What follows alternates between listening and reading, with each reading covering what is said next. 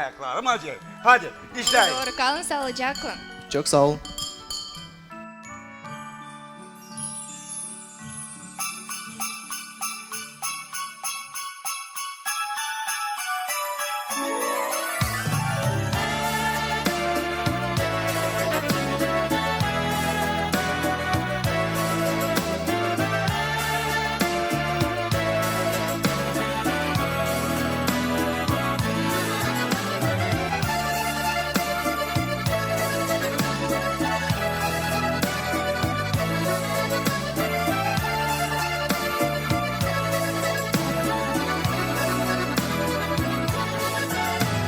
Kar yağır atıştırır, gülleri donakladır.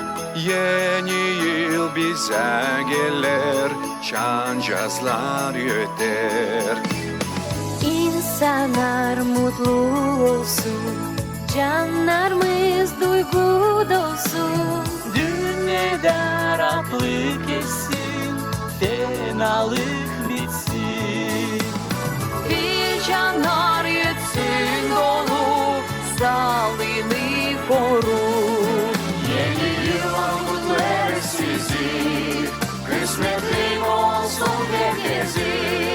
Sofralar kurulu evlerde, üçelik olacak gecede. Bahşişlarda toplu yerine, hepsi o dönsün yerine.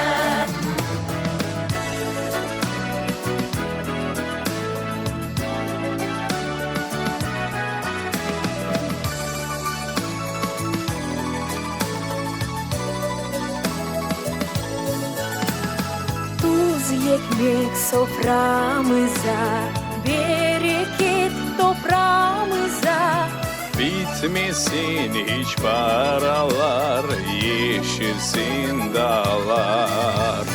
Kızaktan dadu iner, yeni yıl gelir.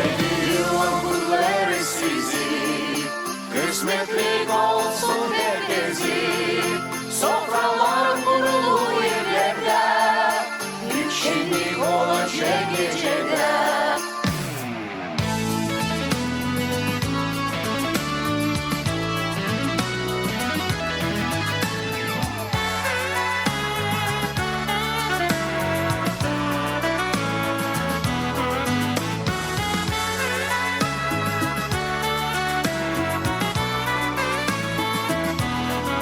Yeni yıl kutlar sizi, kısmetli olsun herkesi.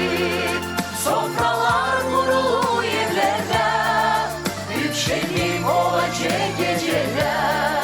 Bahşişlarda toplu yerine, hepsi o dönsün